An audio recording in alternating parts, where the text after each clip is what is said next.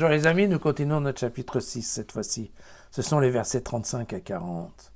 Jésus leur dit, c'est moi qui suis le pain de vie, celui qui vient à moi n'aura pas faim, celui qui croit en moi jamais n'aura soif.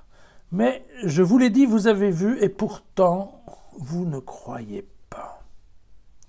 Tous ceux que le Père me donne viendront à moi, et celui qui vient à moi, je ne le rejetterai pas, car je suis descendu du ciel pour faire non pas ma propre volonté, mais la volonté de celui qui m'a envoyé.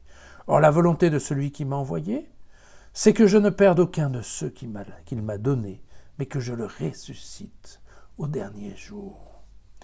Telle est en effet la volonté de mon Père, que quiconque voit le Fils et croit en lui ait la vie éternelle, et moi, je le ressusciterai au dernier jour. Bien sûr, il y a toujours cette question, n'est-ce pas, vous avez vu et vous n'avez pas cru.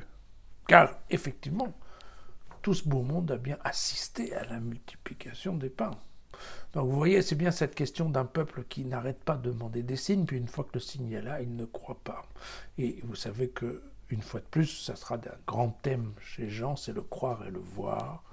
Entre ceux qui croient sans avoir vu, ceux qui ont vu mais qui ne croient pas, et puis ceux comme Thomas qui vont voir et qui vont croire. Vous voyez que quand je vous dis que ce qui intéresse Jean, c'est la réaction du croire aux gens qui rencontrent Dieu, enfin qui rencontrent Jésus. Voilà. Et donc, on retrouve ce grand thème aussi de l'évangile de Jean qui est la préélection, c'est-à-dire que c'est Dieu le Père qui a choisi un certain nombre de personnes pour se tourner vers Jésus, pour recevoir son enseignement et pour croire en lui. D'accord ? Et c'est en ce sens qu'il insiste ici, car le texte ici est très axé vers la foi des Juifs concernant le jugement dernier. Le Fils n'est pas venu pour juger, il est venu pour sauver. Et donc c'est bien ce qu'on retrouve ici, c'est-à-dire que, vous voyez, le Fils est venu pour enseigner, en fait, comme un révélateur.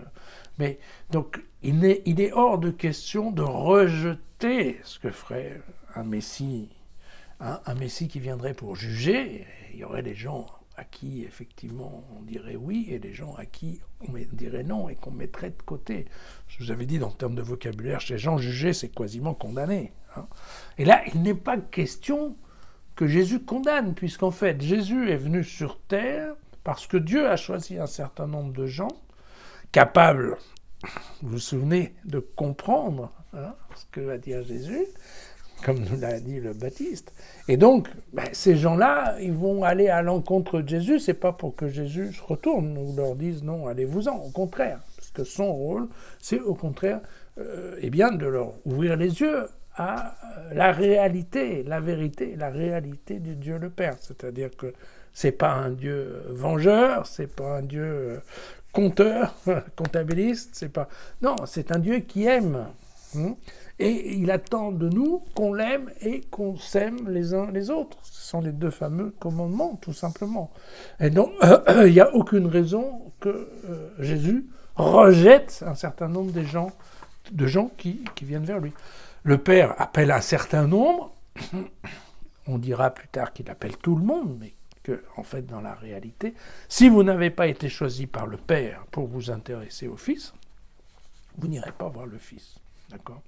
Donc c'est bien cette notion de préélection, et si on a été préélu, alors la notion de toute façon du jugement dernier qui viendrait pour juger des œuvres, elle devient complètement caduque. Ce qui prend la place, c'est vous croyez que Jésus est le Fils de Dieu, oui ou non ?